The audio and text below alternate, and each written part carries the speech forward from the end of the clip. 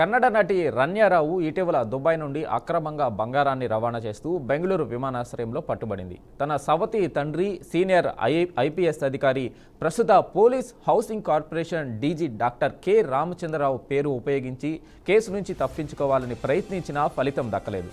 Directorate of revenue intelligence అధికారులు ఆమె వద్ద నుంచి 14 కేజీల బంగారాన్ని స్వాధీనం చేసుకుని కేసు నమోదు చేశారు. అయితే ఈ కేసులో కీలక పరిణామం చోటు చేసుకుంది. డిఆర్ఐ విచారణలో ఆమె తరచుగా దుబాయ్ వెళ్లి వస్తూ బంగారం అక్రమ రవాణా చేస్తున్నట్లు గుర్తించారు.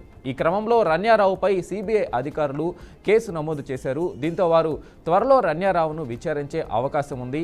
రన్యారావు వద్ద నుంచి ఇప్పటికే 2,06,00,000 విలువైన ఆభరణాలు, 2,67,00,000 నగదుతో సహా మొత్తం 17,56,00,000 విలువైన బంగారు బిస్కెట్లను డిఆర్ఐ అధికారులు స్వాధీనం చేసుకున్నారు. ఆర్థిక నేరాల ప్రత్యేక కోర్టు అనుమతితో ఆమెకు సంబంధించిన ల్యాప్టాప్లు, ఫోన్లు సీజ్ చేసి ఫోరెన్సిక్ ల్యాబ్కు తరలించారు. ప్రస్తుతం రన్యారావును డిఆర్ఐ అధికారులు కస్టడీలో ఉంచుకొని విచారణ చేస్తుండగా అక్కడ విచారణ అనంతరం సిబిఐ అధికారులు ఆమెను అదుపులోకి తీసుకునే అవకాశం ఉంది.